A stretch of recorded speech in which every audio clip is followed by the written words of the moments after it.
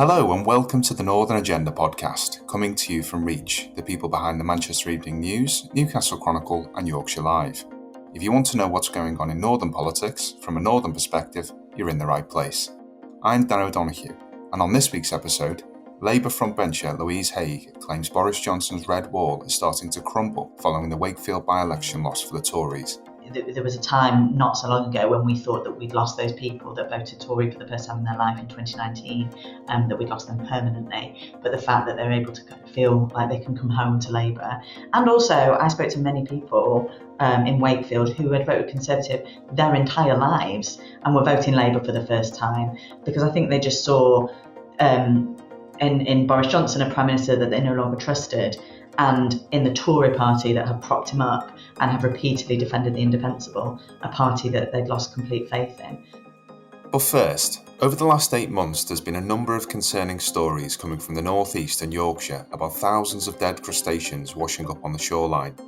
As well as the obvious environmental impact, the deaths are causing huge financial trouble for the region's fishermen. With me now to discuss all this and more is Scarborough and Whitby MP Sir Robert Goodwill, who chairs the Environment, Food and Rural Affairs Committee in the Commons.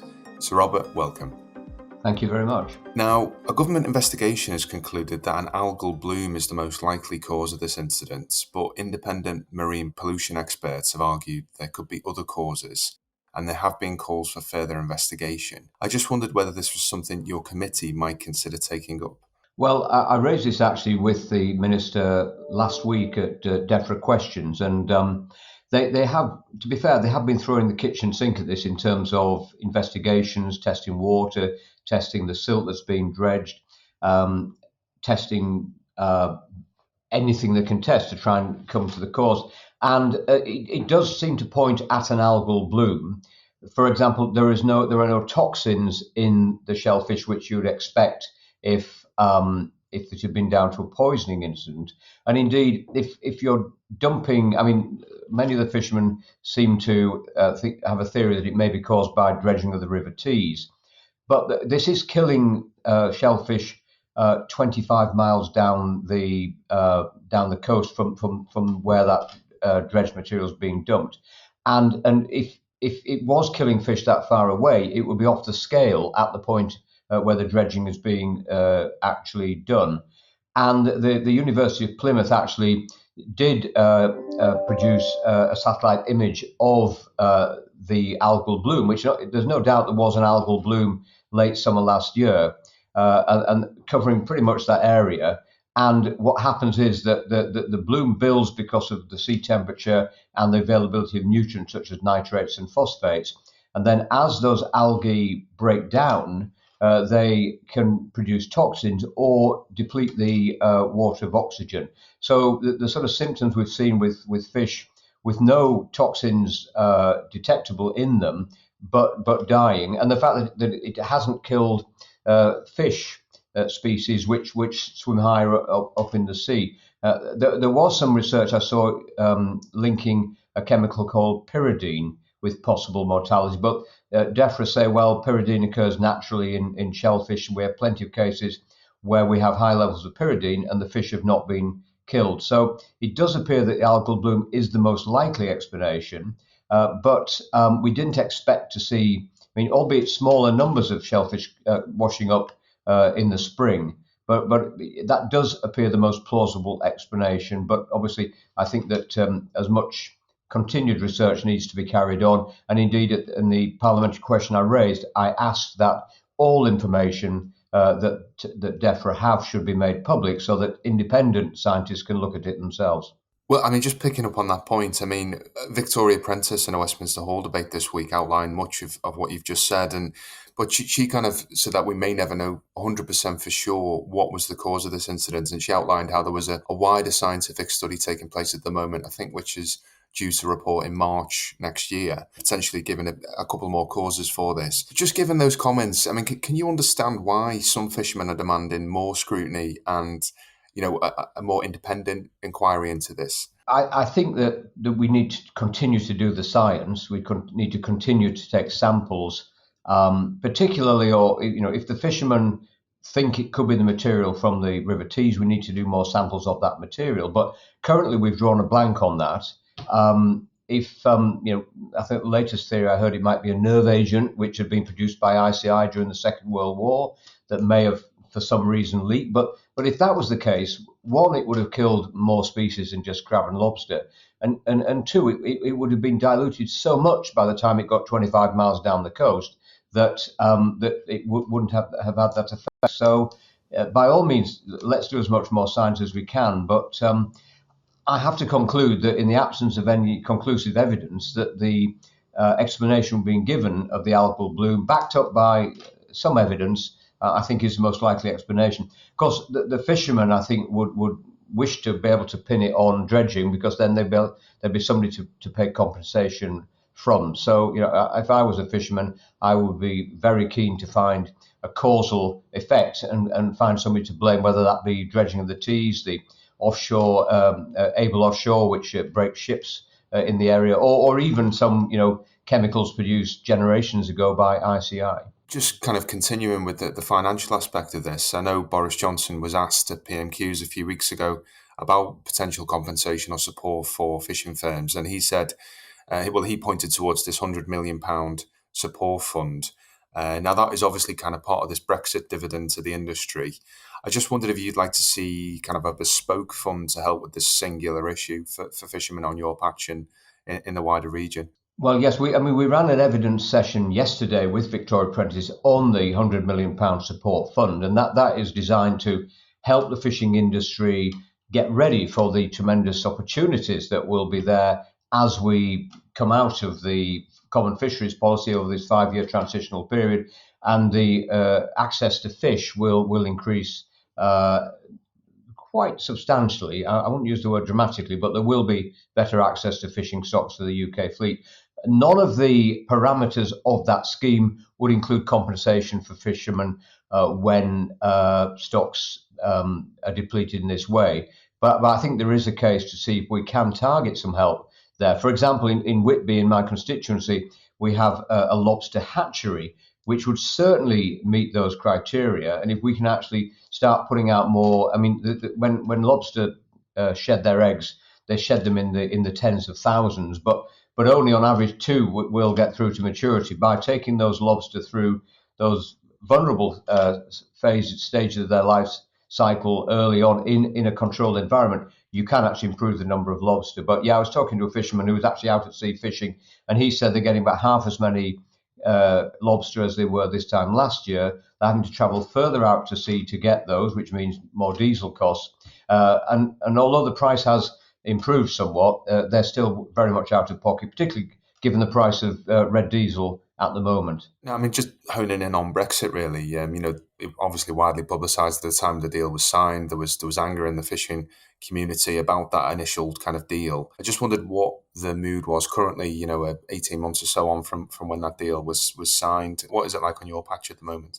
Well, the majority of fishermen in my area will use static gear to catch crab and lobster, which are a non-quota species. The conservation of crab and lobster is carried out using a landing size criterion, and also the fact that you're not supposed to land buried hens. So lobster which have those orange eggs underneath them, and indeed, to scrub the eggs off a buried hen is a very serious offence. So the actual changes in terms of crab and lobster have not been really very dramatic at all so far as leaving the European Union. But what is good news is we got that trade deal when we left the European Union, because the majority of crab and lobster caught off the Yorkshire coast, and indeed Bridlington, not in my constituency, just down the coast.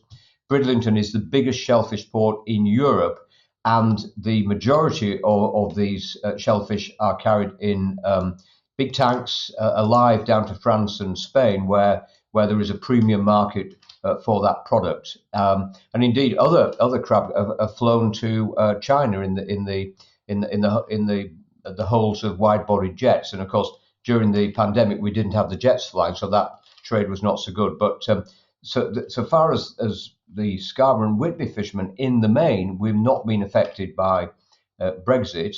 But certainly there are Whitby registered vessels fishing further north for cod, landing in Scottish ports. they are looking forward to getting a bigger slice of the quota available. Currently, we're going to go from about a third to half of the fish available. But it must be borne in mind that, and I think anyone who understands the fishing industry, and as a former fisheries minister, I very much do understand it, stocks have to be managed by the countries, in this case, EU, Norway and the UK, where those fish can be. And there's no point saying, well, let's catch all the fish when they're in British waters, because we will destroy the stock. So we use a system called zonal attachment. So we agree how many fish can be sustainably caught, and then we divvy up that quota between the nations who have sea in those zones, and then we can go and catch in Norwegian or European waters, and vice versa. So we will get a bigger share of that fish. And of course, on the inshore waters, they will get a much better deal. And almost the biggest proportion of those inshore species actually are exported. I mean, not many people realise we actually import most of the fish we eat in the UK, and we export most of the fish we catch. And so therefore, having a good trade deal with the rest of the EU was absolutely vital as we left due to Brexit. I mean, I think you alluded to this in your earlier comments. I mean, obviously that deal that was signed was, a transitional temporary arrangement, and all this will be kind of reopened in, is it 2025, 26, I think around that time this deal will run to. I just wondered, obviously, given the difficulties over the fishing negotiations the last time around, what's to say, why would kind of France give way in a couple of years' time on this issue? Is the sea of opportunity, as the fishing industry likes to talk about a lot, a real thing, or will we kind of have another compromise in a couple of years? Well, it will always be a compromise, because we'll be, instead of being part of the EU and negotiating with the EU and then divvying up the quota between the EU countries, we will be like Norway or the Faroe Islands, and in a strong position to make the case for getting a better share of the quota. And of course, within the 12-mile limit, we'll have much more control. And I think that's going to be very important for some of the smaller vessels, particularly on the south coast, who land in places like Brixham. I think that there are great opportunities, and the fund that we were talking about, the 100 million, is there, for example, to improve facilities in ports, to ensure that we can store and process. There's a lot of help for onshore processing to ensure that when we do catch these fish, they can be brought to market in a very cost-effective way. Now, fish aside, I just wanted to turn into the levelling up agenda. A key part of that is obviously devolution and the potential creation of mayoral authorities. We've obviously just had parliamentary approval for a new North Yorkshire County Council. I just wondered if you'd like to see an elected mayor for the region, and if there were any names that you could think of that would be a good advocate for North Yorkshire. Well, in a word, yes. I mean, having an elected mayor for North Yorkshire and the City of York, I think, will be a great opportunity for us to devolve powers from central London to that mayor. And we've seen, for example, with Ben Houchen on Teesside, who's really making a difference. Indeed, when he was re-elected, bearing in mind we're talking about Hartlepool, Middlesbrough, Stockton, not the Tory heartlands. He got 75% of the vote, because they could actually see things that he delivered for people on Teesside, and he's continuing to deliver for people there. And I think having a mayor for North Yorkshire who would take over the existing powers of the Police and Crime Commissioner, for example, Police, Fire and Crime Commissioner, but also have a key role to play in many strategic transport policies. And I think tourism would be a great one for the mayor to take responsibility for. And we're looking at having an election in 2024. And I'm sure we'll get a great candidate. I mean, I've been approached lots of times, and I've told people I'm not going to go for the mayor. But there are some very, very good people in North Yorkshire who would be, I think, excellent mayors. And I would be very optimistic that we will get a Conservative mayor, which I think would be even better for North Yorkshire, because then the mayor could work with the government. And I think it always works better when you've got a mayor from the same party as the government, as we've seen with sort of Andy Burnham and the Mayor of London sort of always sort of trying to score political points rather than actually getting on with the job of delivering. That's an interesting point you raised there. So do you think it actually impacts an area's ability to level up depending on what party is in charge in City Hall?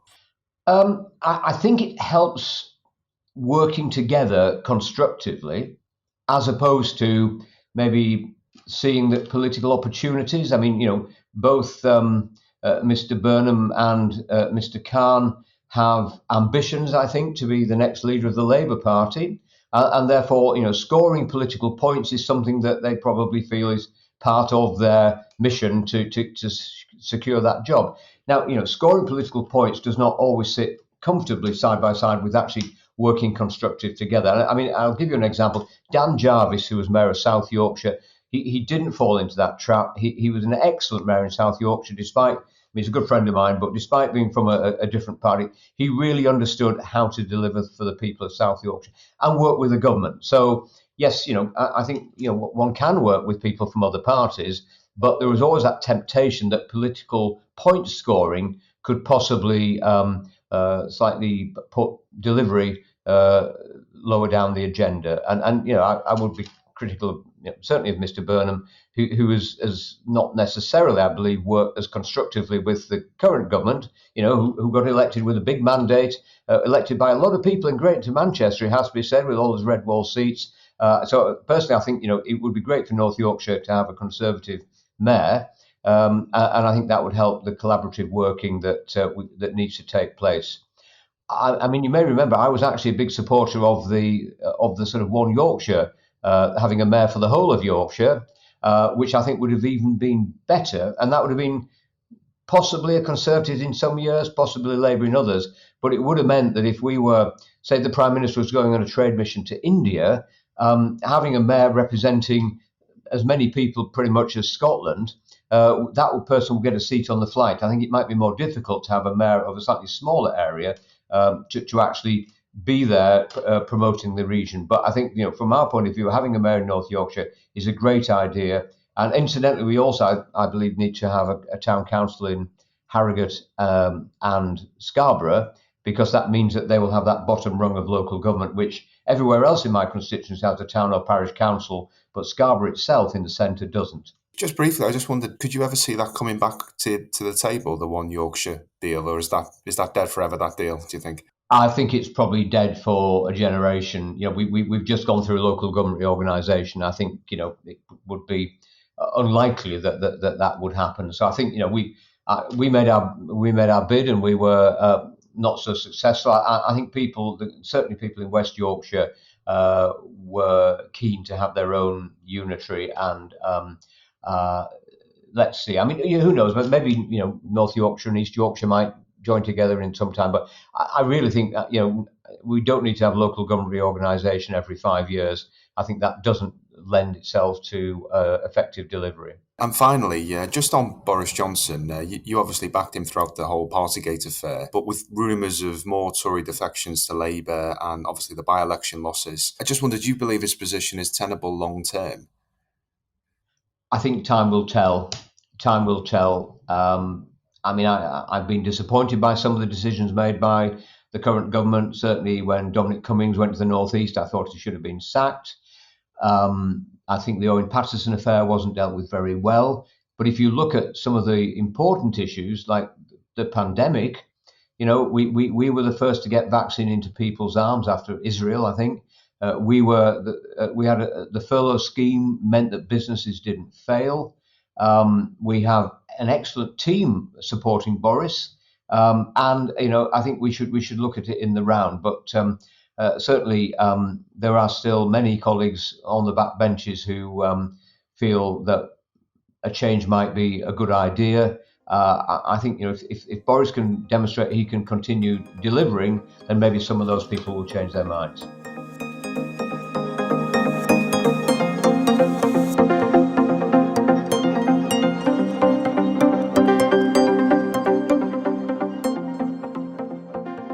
Last week saw the first major strike on the railways for 30 years, with workers walking out in a dispute over pay and conditions.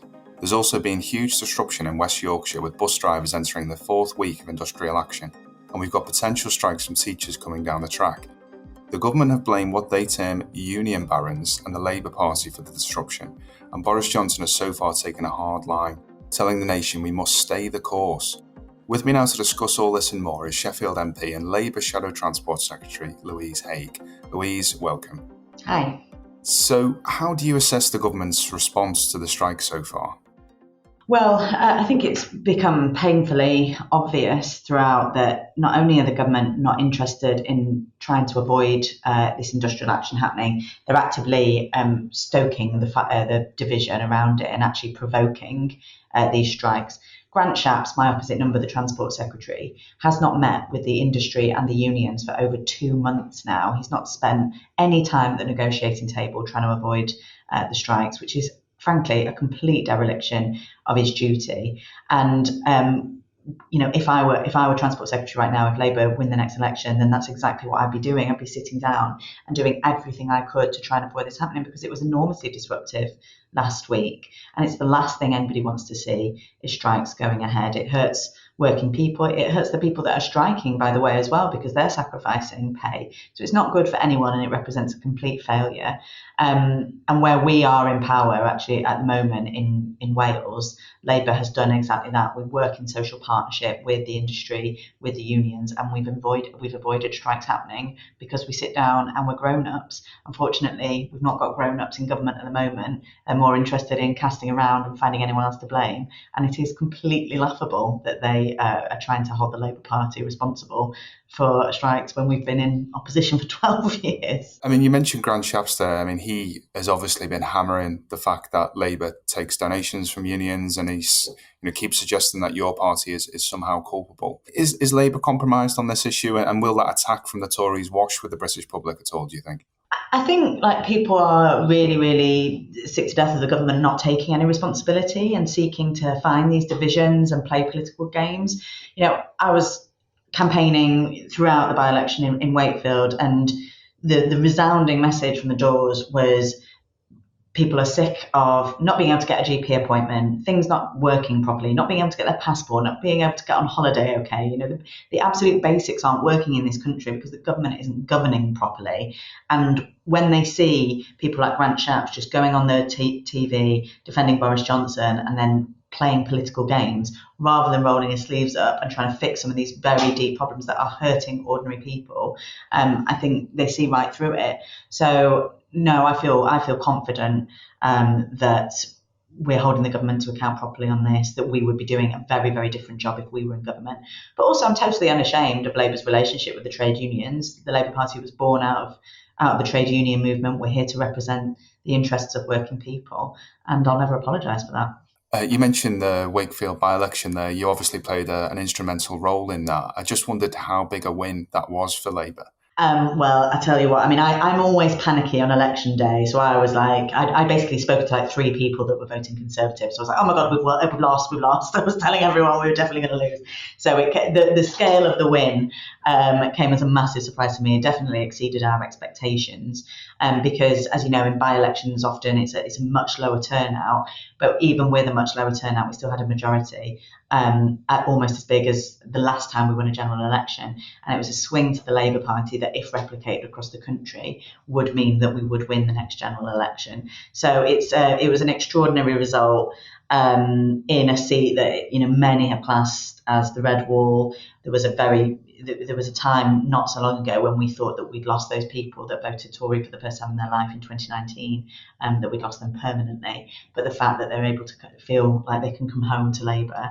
And also, I spoke to many people in Wakefield who had voted Conservative their entire lives and were voting Labour for the first time, because I think they just saw in Boris Johnson a Prime Minister that they no longer trusted, and in the Tory party that have propped him up and have repeatedly defended the indefensible, a party that they'd lost complete faith in. So, I don't think it's an exaggeration to say that our election last week in Wakefield put us firmly on the path to power at the next general election. You mentioned the swing in Wakefield there. I mean, if you broaden that out across the north, I think the Tories could lose up to 45 seats. What had shifted for you in terms of the red wall? I mean, is it more to do with kind of Boris Johnson and Partygate and all the endless kind of scandals engulfing the Tory party at the moment, or do you think it's people actually coming back to Labour and supporting kind of Labour's vision?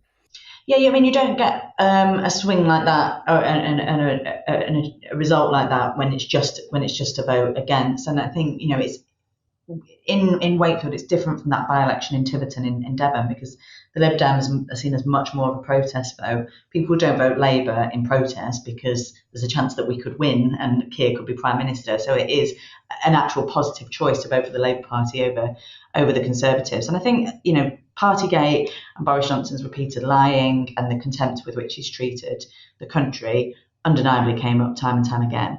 But the cost of living crisis was number one on people's minds. And, when you can't afford to pay your bills, when you can't afford to fill up your car, you can't afford your weekly shop, as I say, they want a government that's going to roll up their sleeves and get that fixed. And at the moment, the government has absolutely no plan to tackle inflation, to bring down prices, to get more money in people's pockets. The only thing they're telling working people is then they shouldn't be asking for a pay rise because that's going to drive up inflation even further.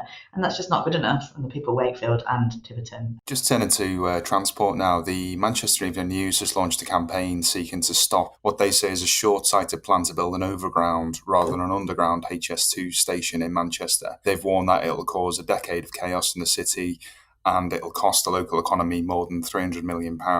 Would you like to see the government rethink this plan? Yeah, so this is just one of the many issues that were part of the government's integrated rail plan that was announced last year, because it is anything but integrated. And because they're not delivering what they promised the North in full, it is cutting off our ambition.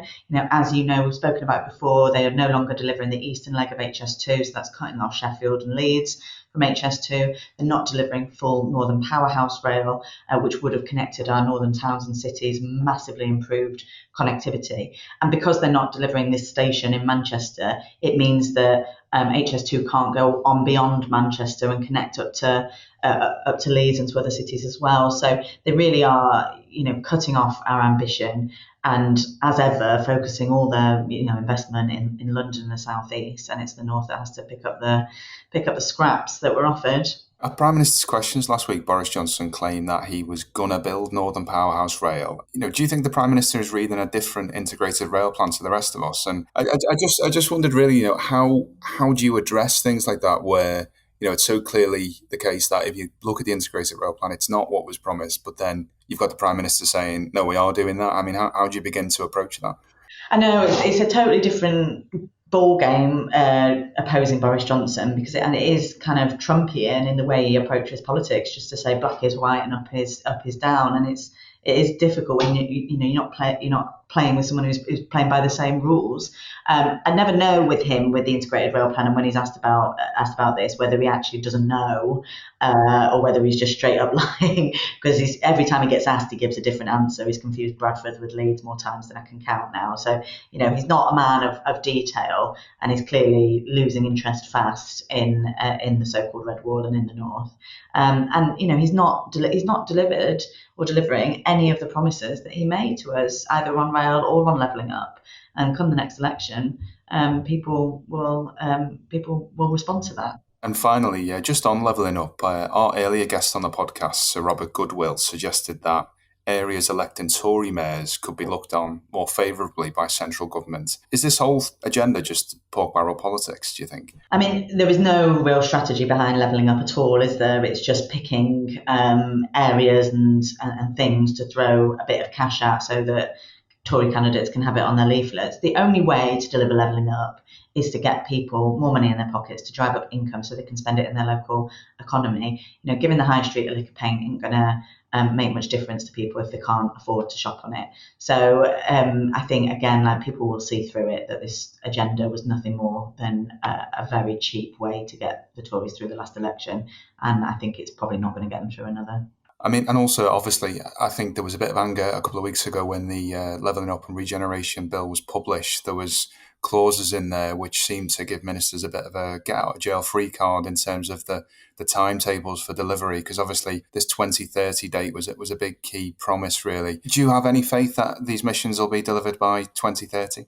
No, because the white paper that Michael Gove laid out that sort of set out the reason why we need levelling up in this country. I actually didn't disagree with very much of it. The analysis in there about regional imbalance and particularly about inequality in income and in productivity was absolutely right. They've got the analysis right. They know what's wrong in the country, but the Tories are ideologically incapable of fixing it, because you need a government that is prepared to invest in people, invest in places, and stand on the side of those places that need help and need help to deliver on their own ambition. And the Tories are never and can never be that party. So I've got absolutely no confidence at all that they'll deliver on that. And I think the confidence of the British people is fast waning in them as well.